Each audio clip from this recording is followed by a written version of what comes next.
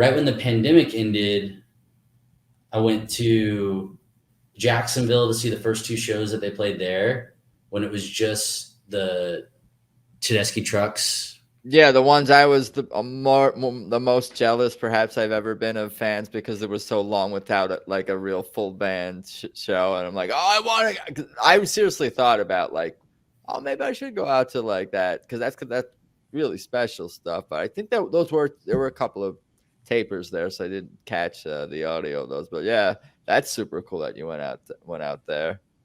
Yeah, it was really good. I've done a good job of like coupling some of these shows. Like one of my friends lives out in Jacksonville. I've been talking about visiting him for forever, so that worked out really well.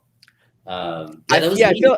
I was gonna say I kind of feel like the same thing because some people are like, oh, so here's my vacation, and if TTB happens to be or something else happens to be happening at the same time as when I'm gonna be at the place, like I'll consider it. For people like me and you, it's like, oh, TTB is here, I'm gonna go there. Let's see whatever else happens to be going on at the same time, or whoever else I know happens to be living there, or I kind of what I mean. It's like kind of we're making our decisions and our plans based around TTB. Before we go too far ahead, I kind of want to ask you some questions about some of what you've already Yeah. mentioned.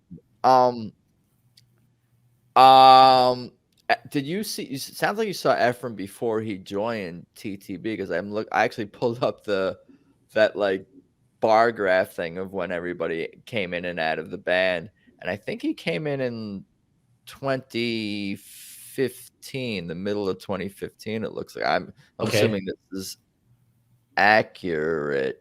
So did you saw him before he was even in TTB coming up in the Austin scene or something like that, or out Yeah, there? I'm sure of it. Yeah, I'm trying to put it all together, and I don't. That's fuzzy. It's all good. I was Yeah, just curious because that'd be kind of cool, if that's the case. But I'm pretty sure. Yeah, I don't know for sure, but I don't know for sure. It's hard to say. But I definitely remember hearing about him because he gets all these like Miles Davis comparisons, and he was winning. There's like this Austin Music Awards that we have here, and he was winning those. And I want to say that was before Tedeschi Trucks Band. it's Um, possible, obviously, because JJ and him probably he was JJ. I'm guessing was some kind of connection to TTB, so maybe you'd seen them play together or something. I don't know. Anyway, yeah, it's all good. Um, I guess up to this point, like, because up until like even like 2015, from 2005 to 2015, had you had any interactions with Derek or Susan or any members of TTB, even if it's just saying hello or after a show or before a show? Like, what has been your personal reaction or personal interaction? yeah. I haven't. When I was it was in Germany. I think I was so nervous. I think I just said hi to it was Mark. I think he was walking to the bus, and I think a bunch of his family lived out there, and he was saying that he loves coming out here. Got to see a lot of his family that was nearby. I kind of remember having that conversation, and then this would have been this would have been in the last. I'm trying to. It's all blending together with the pandemic, but this would have been in the last. Either it was right before or right after. I remember at that Elephant Room, there was a show where Ephraim and JJ played, and I was talking to JJ afterwards because he was still in the band at that point, so it would have been before he left.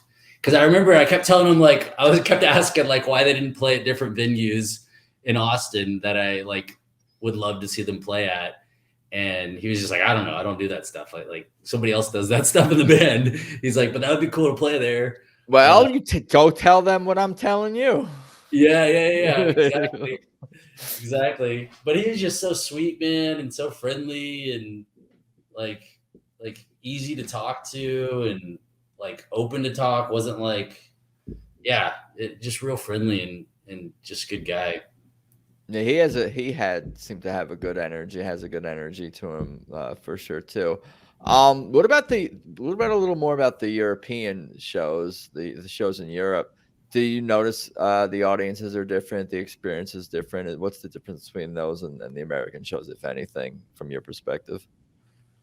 Everybody's in general, I feel like everybody is at a different, like, I don't mean this in any like harmful way against um like the American experience, but I feel like there's another level of like appreciation of the the musicality of what you're listening to, and people just seem way more like tuned in, like they're watching a show rather than they're at like a.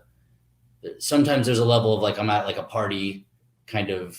I'm half at a party, half at a concert, kind of thing, vibe that I get like at most American shows. But in Europe, there seems to be like they're very in tune with like the musicality of things, and just like this appreciation of like what's transpiring musically. Yeah, but yeah, that makes sense, and that's fair. I'm not offended by it as an American. Yeah, I'm an American, so yeah. Interesting though. Um, well, what about from I guess 2015 on, or I mean, we could even dive more into like some of the music stuff specifically, because by now like a couple of albums have come out, and a lot of their songs. If you wanted to talk about either continue on the journey, or give me some highlights of songs or album, I don't know. We could go in so many different directions and talk all day about this stuff. I'm Yeah, for sure. sure. I don't know. Were they We your favorite? I was going to ask you if were they your favorite band at this point? If you're traveling the cities, I mean, it seems like it's almost assumed, or just like either way, you love them enough to fly to other cities. So that kind of definitely says something, even if they're not your number one all time favorite band, unquestioned. I won't be mad if that's not the case. Yeah, I have trouble with the what music do you listen to, or what's your favorite band? Um, like kind of like what we're talking about, depending on the mood. But it's pretty easy for me to say, no matter what, I'm always into Tedeschi Trucks Band. I'm tracking what's going on there. I'm trying to go to a show. Um, staying as close to it as possible. And then I kind of float around everywhere else. So yeah, I'd say at that point, yeah, probably by 2012, maybe they're like 2013, like early. I'm pretty into Tedeschi Trucks Band, and they're the main band I'm wanting to follow. I think a big part of that is because their music is so sustainable, because it's so eclectic and diverse within their own catalog. And as we know, they've added quite a bit to it, and quite a bit to it this past year with the I Am the Moon project. And like you said, we as humans like to listen to music sometimes, or even just like without even knowing it, we'll put on songs, or songs will find us that fit our mood. And because of TTB's talent and hard work and effort and dedication and interest in playing such eclectic, diverse music, it kind of is like, for me, obviously, I can listen to it every day. And I feel like that's the case for a lot of other people out there. And that's, a testament to them. And they also like cover a lot of the genres, and sometimes literally cover Yeah, some of the genres and the artists that you've talked about as far as like your influence. So it's like you get a little BB King, you get a little jazz, you get maybe not metal, but they will rock the house, so to speak, um, with some like show stopping hard giant, hard rollicking music. Like I'm just thinking of like when they do like Soul Sacrifice or something like that. yeah, It kind of does have a little bit. Obviously, it's a more of a Latin flair to it with being right. Santana, but it has that like sort of a heavier element to it. So I think TTB like covers so many bases, and you get so many different types of music within what they do, that like I could listen all day long and not get sick of it. I'll just put on a different TTB song or something else if Yeah, at most.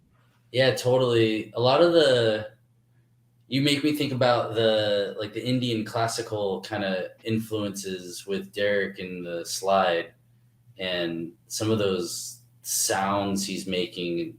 They hit me in the gut, like, and Yeah. pull me in a way, and it kind of moves all over, but it usually like hits me in the gut, and then one like um, I'm just kind of sucked in, right? Like in that world, Yeah, and just kind of like take me wherever we're gonna go here. yeah. He's got him and Susan in the band. They have your soul on the string. It's kind of how I like to Mm. describe it in a lot of ways. Yeah, no, they're just amazing. I forgot what I was gonna say because I'm like so like enamored with all the stuff we're talking about the band. Yeah, no, they're amazing, special for sure. Yeah, you reminded me like one of the things I try and like pick up on. I think it was on one of the last shows the guys were calling it out on.